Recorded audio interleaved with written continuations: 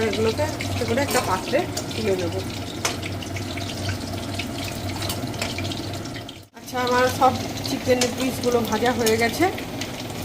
এবার একটু তেল আমি এখান থেকে তুলে রাখবো, এতটা তেল দেবো না, একটু ছাকা তেলে ভাজতে হয় তো, একটু তেল বেশি লেগেছিল। এবার আমি ক্যাপসিকাম আর পেঁয়াজ তেলের ভিতরে দিয়ে দিলাম। তেল আমি খানিকটা তুলে নিয়েছিলাম। এবার একটু এগুলোকে একটু সটে করে নেব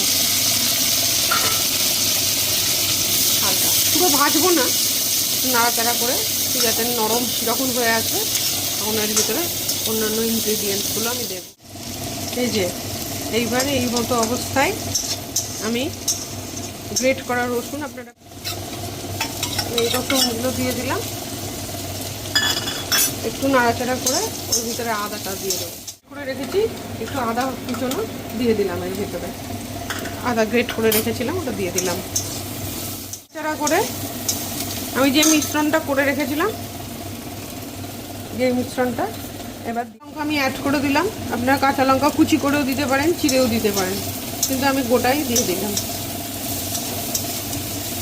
যার যেরকম লাগবে পরিমাণ মতো সে লঙ্কার ডলে নেবে ভাতের সাথে বা ফ্রাইড রাইস যার সাথেই খান না কেন।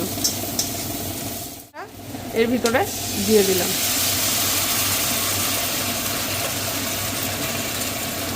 সামান্য জল অ্যাড করলাম, একটু গরম জল করে রেখেছিলাম, গরম জলটুকু অ্যাড করে দিলাম। পকোড়াগুলো ভেজে রেখেছিলাম, এইবার এগুলো দিয়ে দেবো।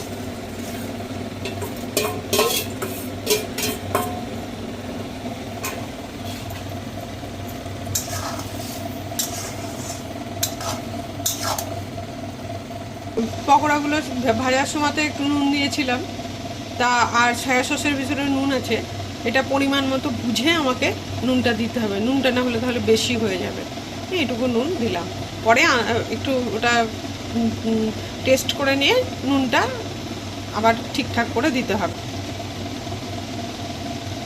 আমি পরিমাণ মতো নুন এর ভিতরে দিয়ে দিয়েছি, কারণ আমি যখন ম্যারিনেশন করেছিলাম তখনও নুন দিয়েছিলাম, আবার সয়া সসের ভিতরেও কিছুটা নুন থাকে, তো সেই জন্য আমি এটা আন্দাজ মতো বুঝে নুনটা দিয়ে দিলাম।